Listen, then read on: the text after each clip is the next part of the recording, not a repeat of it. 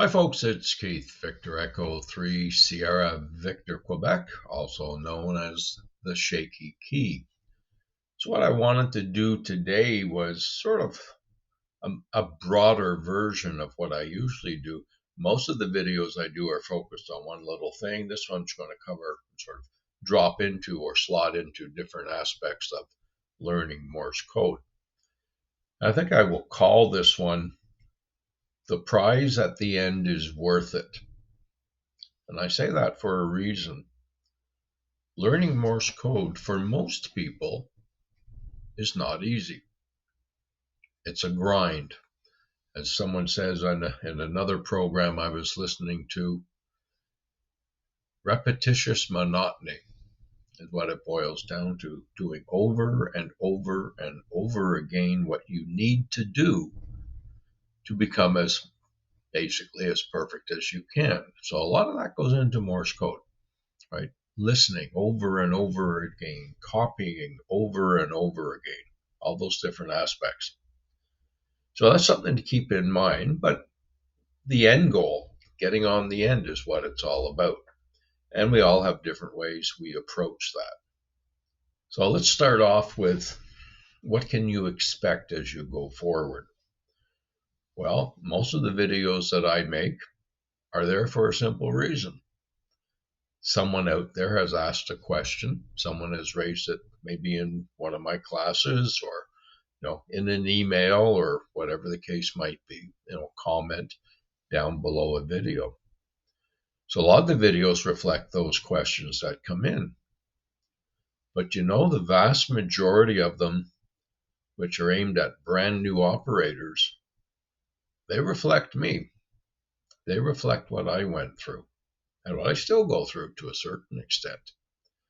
All right, so when you're seeing me say, this is an issue, this is what you can expect to happen, it probably happened to me.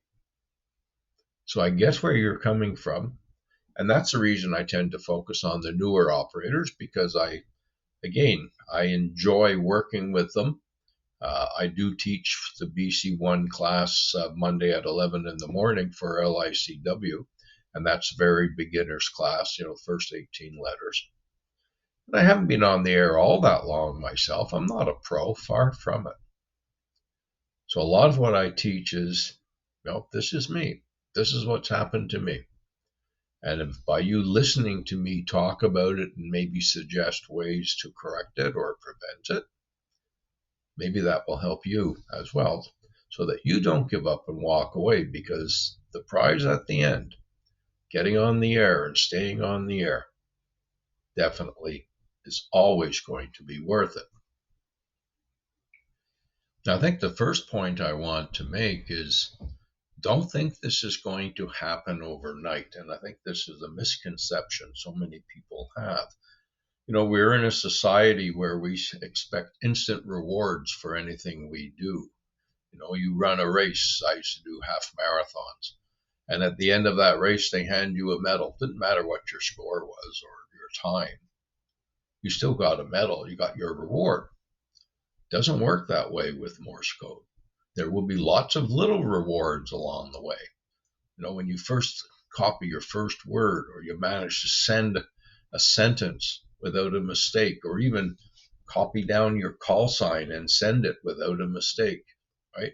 Lots of little tiny rewards, but not the big one. That big reward of getting on the end, it's there off in the distance, waiting for you to, reach out, work hard, and get to it. Now, my own journey wasn't exactly an easy one, and like I say, I'm still learning.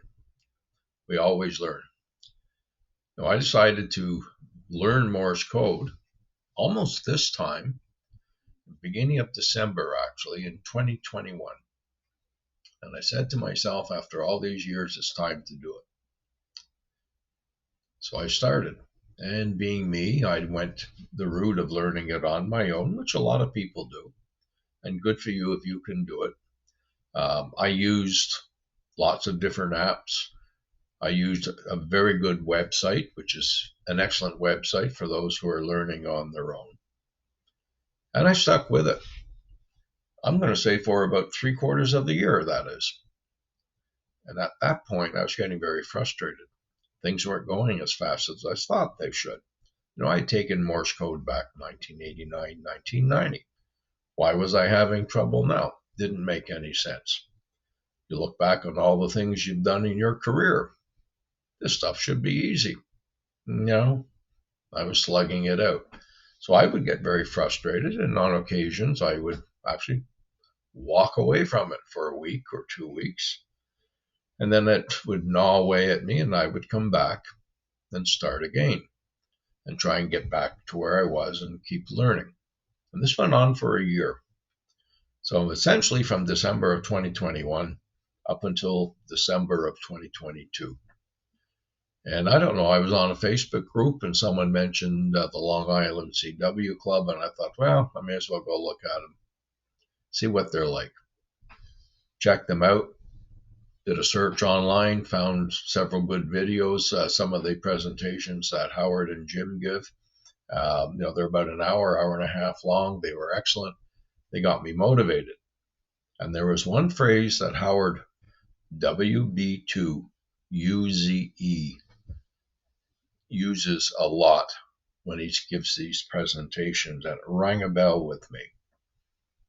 And it was, don't let the code beat you. Pretty simple, right? Don't let the code beat you.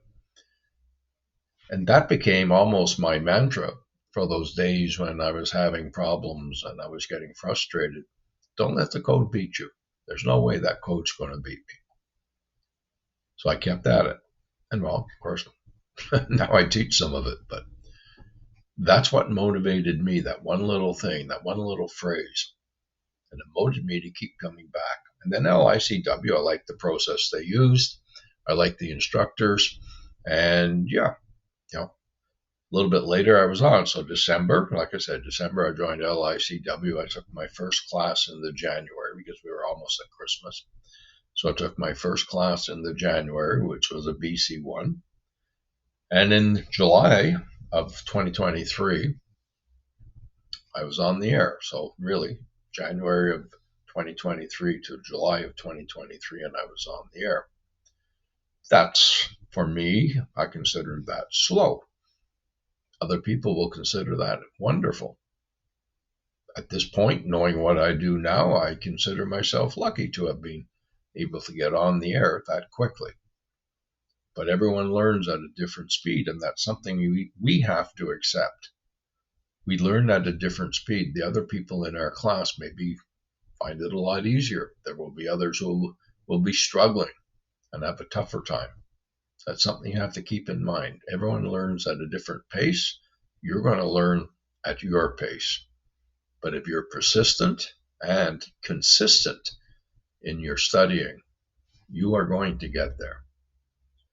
Now, assuming, as I said, you are persistent and you are consistent and you approach this fairly methodically, and you take your courses, if you're doing something with us or with, say, a CW Ops or any of the other organizations or any app that you've got, as long as you're consistent, you have to do this every day. You can't sit back and do it once a week.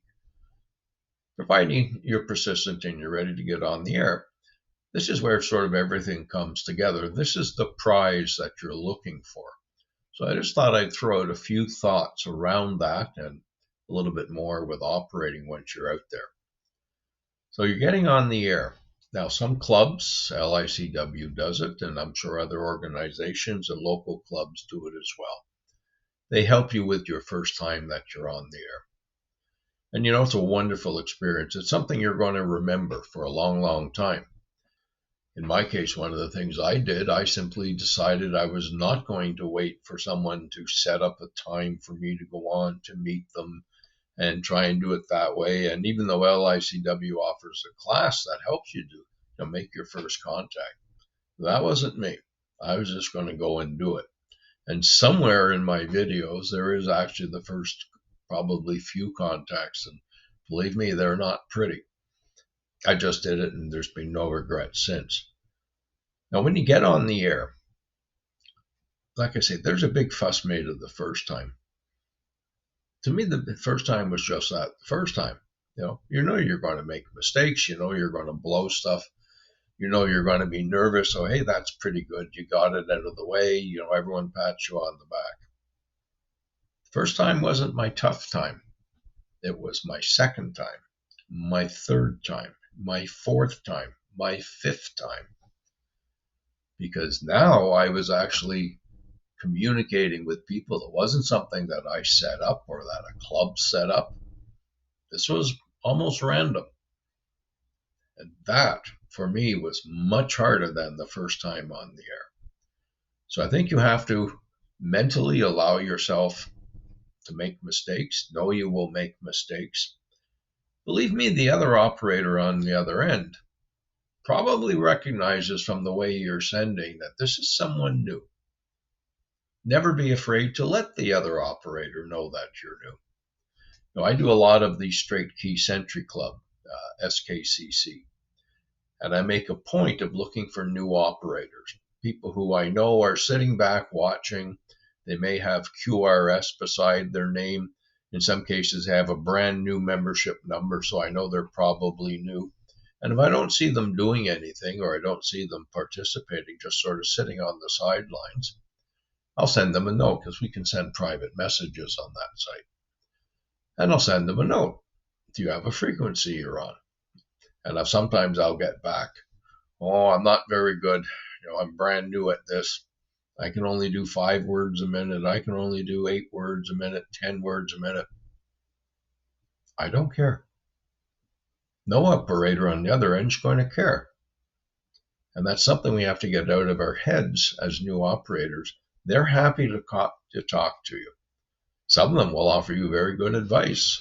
My very first contact after mentioned to me said, you know, I could tell you were nervous because while your letters were really good that you were sending, you were running them into another, not leaving enough space. And I thanked him for that. He wasn't being critical. He was being helpful. And he wished me good luck, knowing that it was my very first contact. And then I made another one, and I could still keep making them. So once you're through that first one, don't think you're just going to sit back and, wow, now it's just great, I'm just going to send. You're going to face this every day. And the way I got around it, the way I still do, my objective every day is to make one contact. Doesn't matter who it is, doesn't matter where it is, doesn't matter what it is. I want one contact. And if I'm stuck, I'll go to POTA and try and make a POTA contact. It's the consistency that's important. It's watching yourself get better. It's watching yourself make fewer mistakes. It's watching yourself panic less when someone contacts you. All right? And you can watch your comprehension of what they're sending start to improve, because once you're on the air, your speed will pick up, but also your comprehension, your understanding of what they're sending will also pick up. But expect to make mistakes, and do not worry about what the other operator's thinking.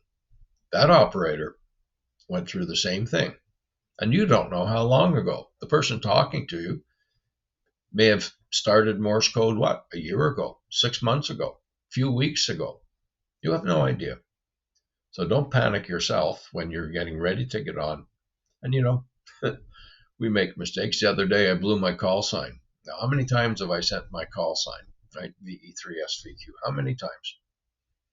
Hundreds and hundreds and hundreds of times I've sent it, both practice and in real life. And I blew it. I sent VE2 instead of VE3. So that I fall apart and, smack myself in the head and say, no, dummy, you made a mistake. No, I actually laughed out loud. I laughed at myself, and then I just resent the call sign twice correctly so the other operator would know. So you are going to make mistakes.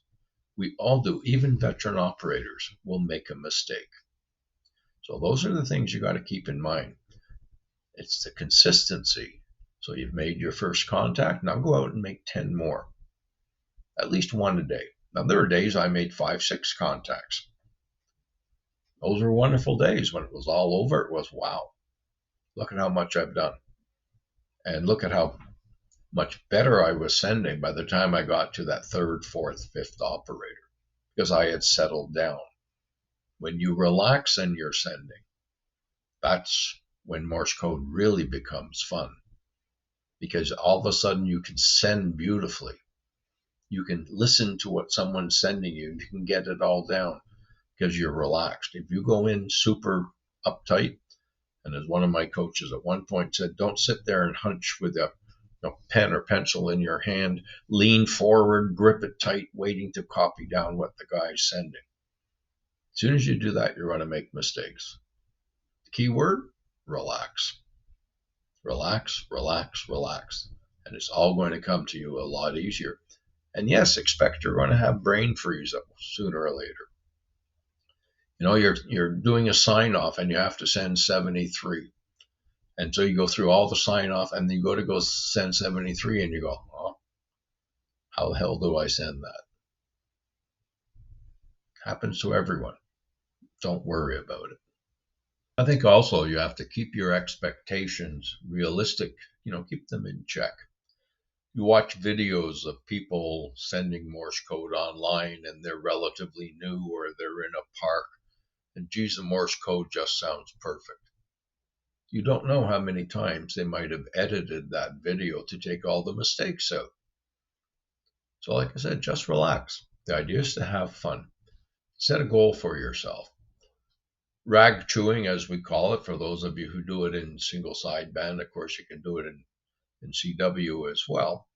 That might be an ultimate goal because that's hard to do. It's hard to just carry on a conversation, nothing written down, no script, nothing, and you're just going back and forth like you're having a conversation. That can be pretty hard. But set some other goals.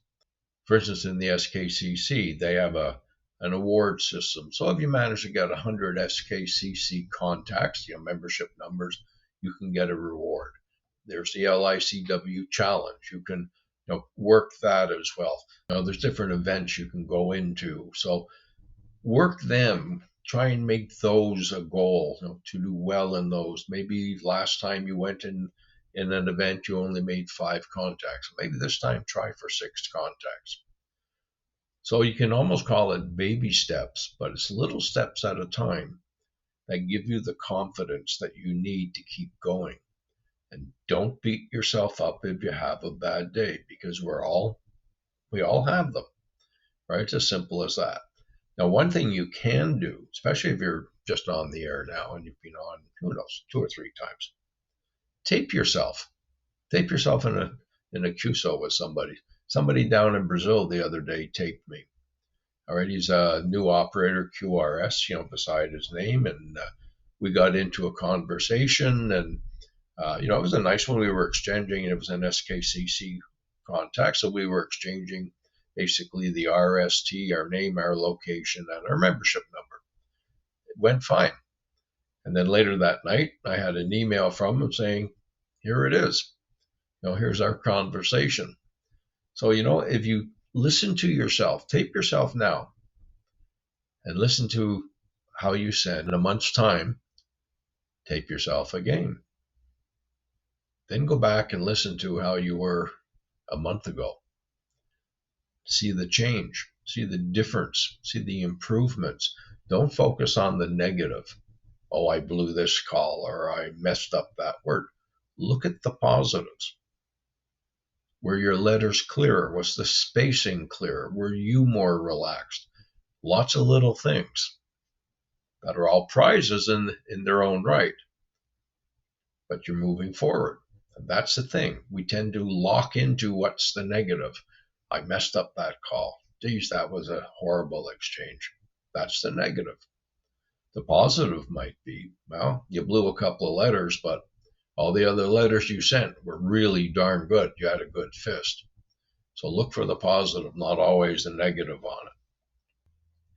And I guess just to wrap this up, listen to a lot of Morse code, right? Not just the ones on your programs that you practice on. Listen to real life Morse code as often as possible. There are days when I'm working and I'm not going to be on the air, chasing people sending. Radio's on in the background, and maybe I'll hear somebody come in on one of the calling frequencies, and I'll just sit there and head copy it for a while.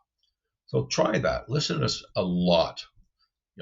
Try listening faster than what you would normally do. So if you're sending and copying at 10 words a minute, even if you're using a program, like the Long Island practice page, do it a couple of words per minute faster. So if you're good at 10 words a minute, listen at 12. And if you're relaxed, all of a sudden you're going to start pick the letters out. So lots of listening, as well as sending, obviously, but lots of listening practice is always good as well. Now and again, remember the other operators want to hear you. They want to see you on the air. They're happy you're on the air. You're another contact for them. The more of us that are out there, the more fun we're all going to have. And I know, at least in my case, and I'm sure in most other cases, that operator doesn't care how slow you are. They don't care how often you mess up. I love working with new operators, with people, especially making their first, second, third contact. For me, it's fun. And I'm hoping it's fun for them, although probably much more stressful for them. But get out there, wrap up your studying, get on the air. As Nike says, just do it. Get on the air, get busy, start making contacts, and really start having fun. It's Keith, Victor Echo 3, Sierra Victor Quebec. I hope you get that prize at the end. 73.